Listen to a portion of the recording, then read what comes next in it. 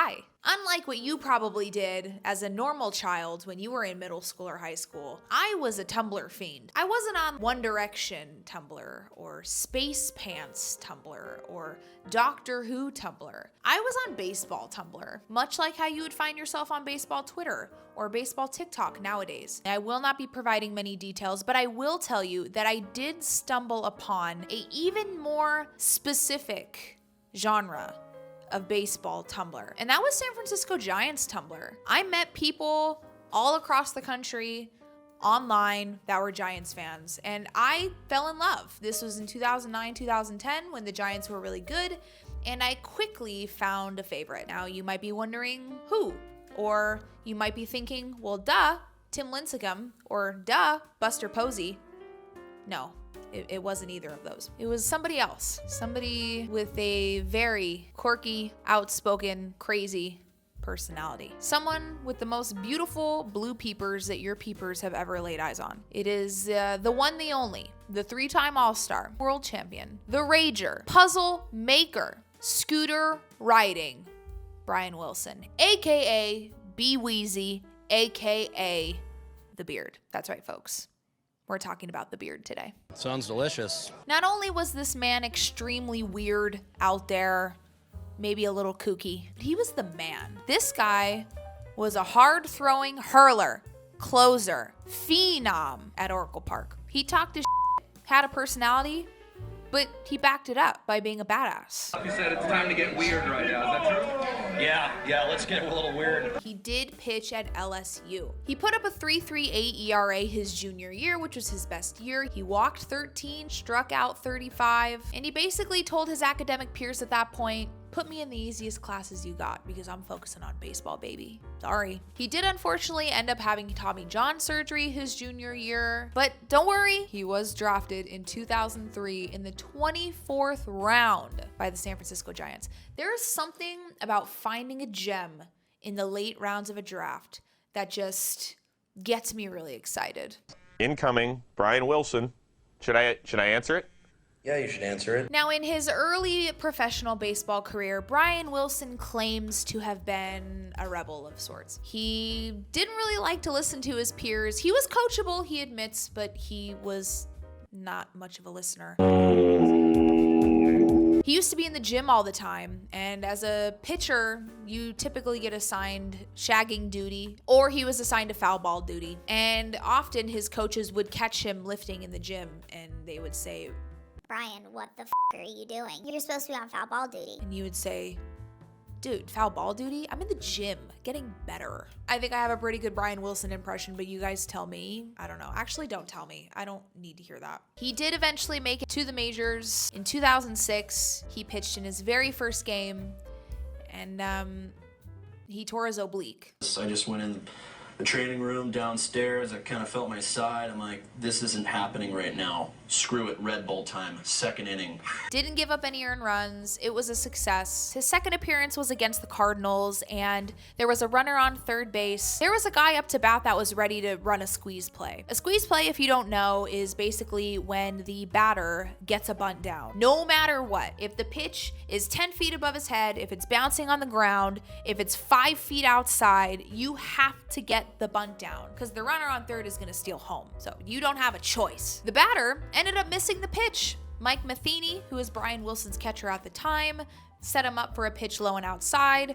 Brian Wilson ended up throwing a ball up and in. He missed. And then they got the out with the guy that was in the pickle. Brian Wilson tagged him out. It was a double play. It was great. So Brian Wilson walks back to the mound and he turns around and Mike Matheny is right there in his face. And he says, you better throw the ball where I fucking tell you to throw the ball next time. Brian Wilson admits that in his head he said, okay, I'm pretty sure I just saved a run, but whatever, dude. But he was intimidated enough and just said, yes, sir, and moved on.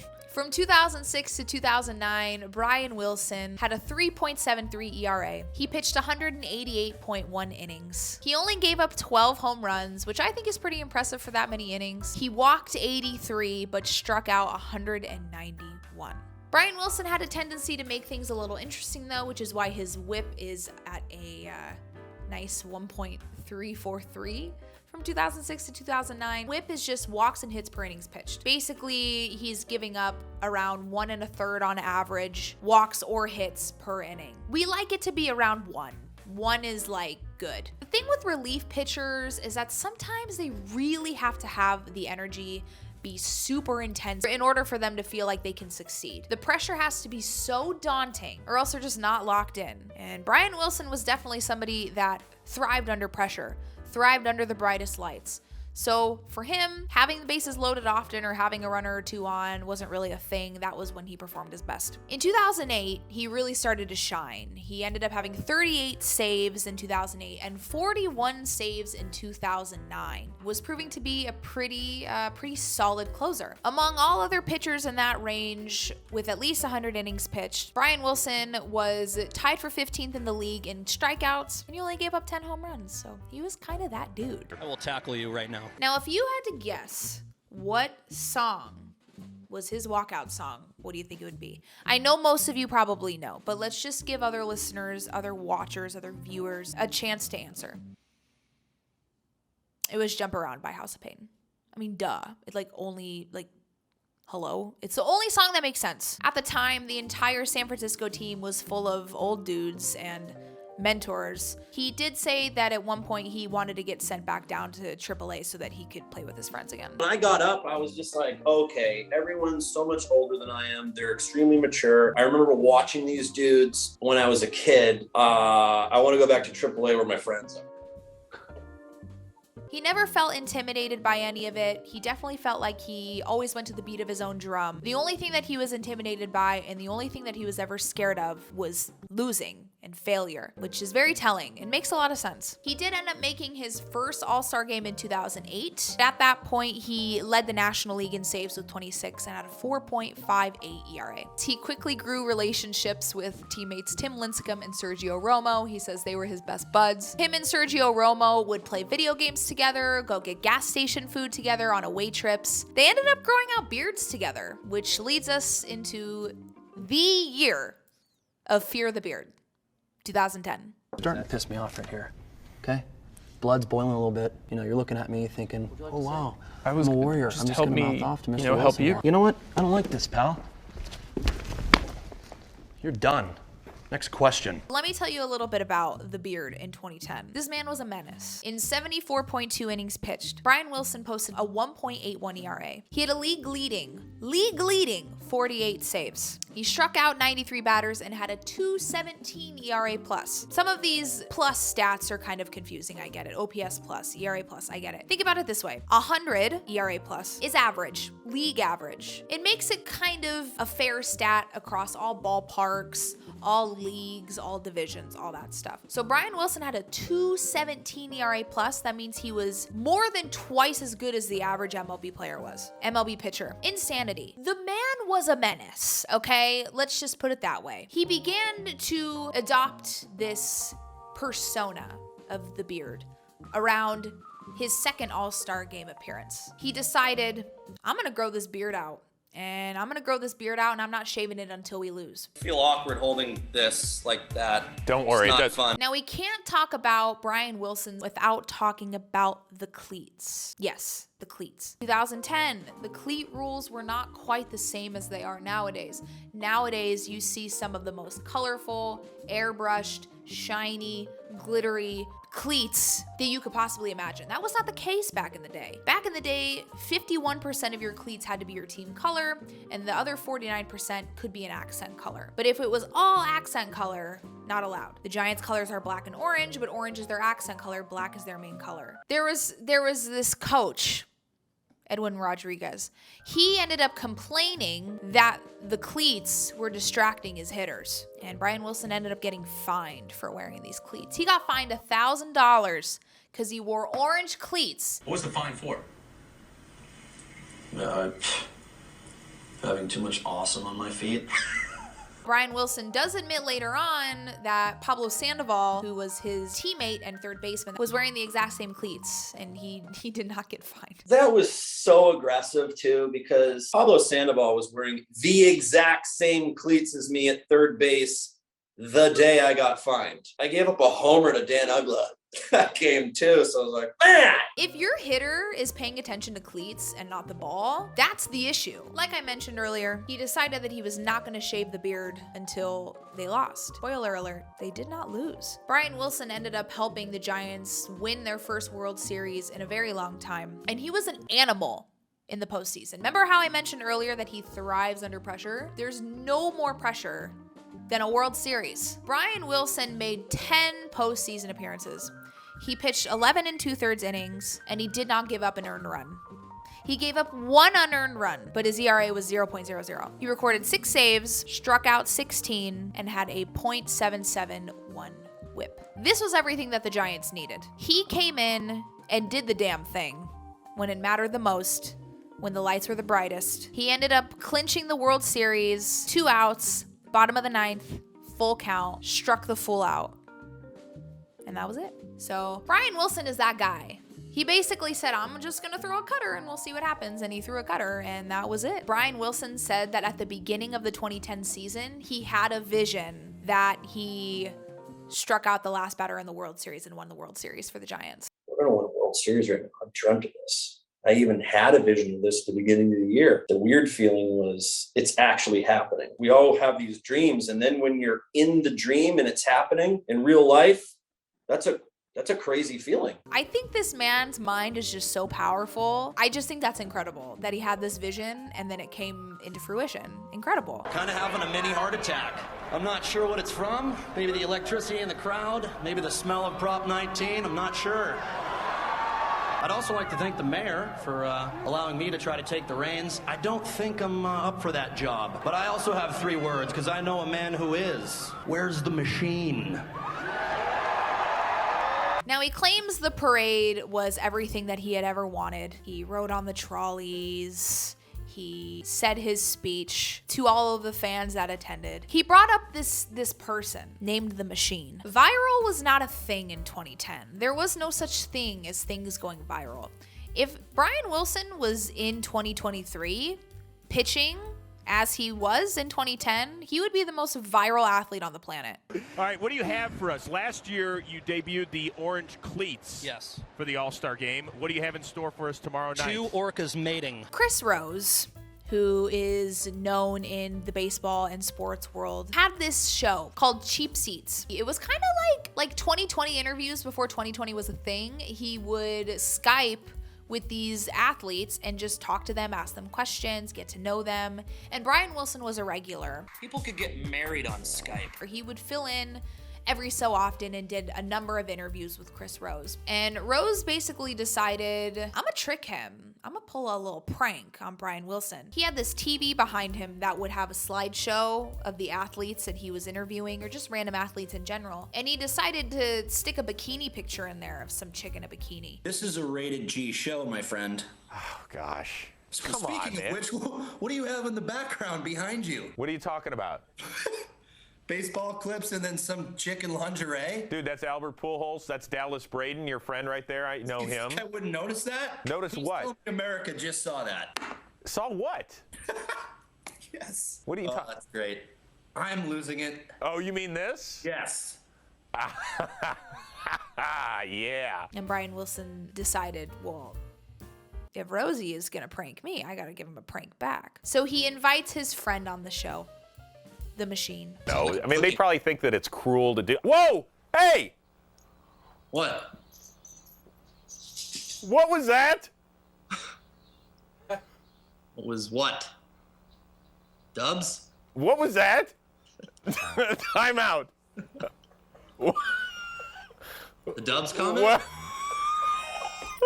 All right, that's just mean. That can ruin people's careers right there. What happened? Did you people at home see that? This is what I saw. Look in the background. What is that? That guy? That's the Machine. The Machine? Who is he? Is he a cousin of the Gimp? He lives next door. He doesn't say much. He comes over for sugar every once in a while, and, well, we don't talk much, so I just give him the sugar. Tell him hi for us, here at the Cheap Seats. Why not? I sure will. Okay. Where do we go after that? That clip never fails to make me laugh, not just because of the machine, but because of Chris Rose's laugh. The Dubs comment? What? His mask made an appearance on another interview. He doesn't have much to say, but Brian, good seeing you. I feel like he just wants to be heard. All right, if you don't mind, I'm gonna get out of here right about now.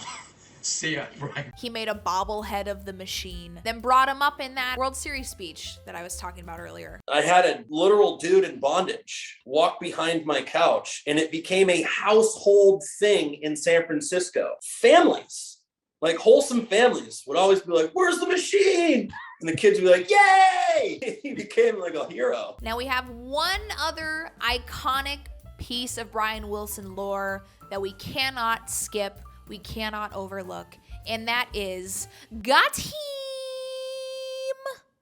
Yes, got him. I know what you might be thinking.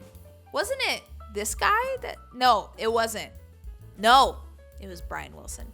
Got him. Sorry, Papa's feeling pretty delicious right now. Gonna step into the box, go 3 for 4, 8 RBIs. Got him. 3-1 pitch. Piping it down the middle, swing and a miss. Got him! Or when you talk trash to someone. Hey, sweet shoes, bro. No, actually, they're terrible. Got him. I don't want you to ever forget where that phrase came from. By the way, very important piece of information, Brian Wilson loves peanut butter cups. If you want to pitch like Brian Wilson, you gotta eat peanut butter cups. I don't know what to tell you. I'm gonna sneak up and finish these chalupas. Where I show up, nobody knows. 'Cause I'm Black Ops, but these monsters are stacked. Now, after 2010, Brian Wilson still did have a decent relieving career. He posted a 3.55 ERA from 2011 into 2014. He had a 100 ERA plus, so league average like we mentioned earlier. And he had a 1.487 whip. So again, still making things interesting, but getting the job done at the end of the day. Obviously, after 2010, after winning the World Series, after the beard and everything that it was, which by the way, this man's beard was so powerful that there were commercials made about it. I don't see it. Yeah, dude, I don't fear the beard. It's just a beard. Just a beard, guys, huh? What about now? I'm gonna be sick. This man had babies, children, grandmothers wearing long black beards to Oracle Park on a daily basis. The beard had magical powers. I don't know how to explain it, but it did. Are you asking me on a date? No, I'm not. I'm Totally weird right now. He attended the 2011 ESPYs in this beautiful outfit. I don't know what to say about it other than good for you. I think. It's a onesie, so it's built-in gloves. They're a little dirty because I've been getting a little awkward here on the carpet. And I've got my Cougar cane, my +1 tonight. In 2011, he threw a water cooler across a dugout because of his performance. They still ended up winning the game. He threw it across the dugout, hit it with a bat, and eventually made up with it the next day. In 2012, he did end up having his second Tommy John surgery. In April, he talks about keeping himself busy with puzzles. He's a puzzle man. Duh. Done a lot of puzzles. Anywhere from like crosswords, riddles, and mostly just puzzle pieces. Start off with a nice 500 piece and then go from there. Did the Taj Mahal, it was 2,000 pieces. Pretty excited about that. How long did that take you? That was a long one because the sky was all blue. Now, after his second Tommy John surgery, the Giants did release him to avoid arbitration, but there was a team that believed in him still, and that was the Los Angeles Dodgers, the Giants' rival. Brian, do they in Los Angeles throw things at you? Yes. Like what? Anything they want. Cups. They're throwing verbal assassinations at you, but it's fun to bicker with the fans because after a while, they're stumped. They're like, wow, this guy, this technician of the mouth is firing back some sweet stuff at me. I don't know what to do. I'll throw peanuts at him. Wait, he's a ninja. He just caught those. Now I have nothing to say. Justin Turner and Miguel Rojas, who are two of his old teammates on the Dodgers, have some fun stories about him. Miggy was still young. He wasn't getting regular playing time like he was later in his career, so he was sitting on the bench a lot. Brian Wilson would force him to give him batting practice during the 5th inning of pretty much every game, regardless if he was going to go in and pitch or not. He might have to go pitch in 2 innings later. But it didn't matter. Miggy was forced to throw him BP. Justin Turner was another good friend of his. They would play Catan a lot together, which is a board game, really popular board game. I've never played it before, but I've heard of it. They used to play that all the time. Speaking of board games, did you know that Brian Wilson used to play chess with Barry Bonds? Perfection. That's a difficult definition. 40-1's pretty much perfect. 10-0 at home in the playoffs is pretty much perfect. 3 MVPs in a row? Really good. But after 2014, he did decide to retire from baseball. So after he retired from baseball, well, actually, technically, he never retired. He claims that he's still in shape just in case he gets a call. If you're focused on the beard, then you just lost. Brian Wilson is now an architect and builds homes. That's what he wanted to do if baseball didn't work out for him, but baseball worked out, so he didn't get to be an architect. Now he gets to be an architect. He claims that he has grown his faith a lot and his faith brings him joy, which I love. He enjoyed what happened with his media success, and he says that there was never a switch that he turned on and off. That was just his personality at the time, which I think is great. Stellar personalities in professional sports are so needed, and I just think it brings a fresh, relatable look to everything. He was asked if he gets kind of annoyed when people just talk about his media presence instead of what he accomplished, and he says that he doesn't care. He just doesn't give a dude, and I love that so much. He did throw out the first pitch in a game in 2018 for the San Francisco Giants in full uniform and loved every second of it. He still has little hints of his personality, especially when he was talking about teammates. Is it true that he didn't wear a cup in the infield? How am I supposed to know? I wasn't cup check guy. Well, sometimes that gets around. I don't think anybody wore cups. I mean, I thought cups like went out in junior high. I wasn't cup check guy. He says that he doesn't like to wear his rings out because he doesn't like to bring attention to himself. And the machine told him, hey pal, you earned that. I think where I grew up, no one cared what you did. So I had that mentality of like, I just never wore the ring because I didn't want to bring attention. But then the machine actually told me, he's like, pal, you earned that. He does still like to play baseball. He plays on a men's league and stuff, or plays slow pitch. And I love that. I think more people should play rec sports. I think it's so good for you. Now, for me, again, I love a stellar personality. I think what's more important is what you do with the personality. There is a incident that he talked about where he was at Sprinkles, which is a cupcake place in San Francisco. It was across the street from a middle school or a school of some sort. People started to recognize him. He ended up buying sprinkles for everybody that was there, took a bunch of pictures, signed autographs, and literally made these people's day, kids, adults alike. I just think it's great when somebody goes out of their way to grow the game of baseball. Those kids grew up talking about how they met Brian Wilson, and maybe one or a handful of them wants to be a baseball player now because of that interaction. I just really admire a player that has an awesome personality, and he clearly had a cult following and grew the game a lot. Who doesn't love somebody that grows the game of baseball, or grows any sport really? Also, please tell me you remember the Dynamite music video with Keenan, please. That video brings me so much joy. I think it is the cutest thing alive. Even though he may not have been everybody's cup of tea, he was a very strong flavor of tea, and I like strong tea. He was one of my favorite players in the early 2010s. Did that analogy even make sense? I thought I was doing something with that. I don't really know if it worked, but I tried. AJ, your question, do I want to still rage right now? The answer lies within always raging. So that's it. That's Brian Wilson. That is B Weezy. That is the beard. Thank you guys so much for watching and for letting me storytell about one of my favorite players in the early 2010s. I hope you guys enjoyed it. Let me know if you want me to talk about other crazy athletes, any other athletes that maybe don't get as much recognition as they should. Like and subscribe if you haven't already. Thank you so much for being here and for watching. This is a little nerve-wracking for me. This is one of my first YouTube videos. Just excited that you guys are giving me the opportunity to do this. So I hope you have an amazing day. I love you so much. Thank you for being here. And don't forget to not let sports affect your mental health. Goodbye. I love you. By the way, you and America, you're welcome. You did not throw that thing. Yeah, I did, and I'll show you. Didn't you go like to a foreign country to get that? You're a foreign country.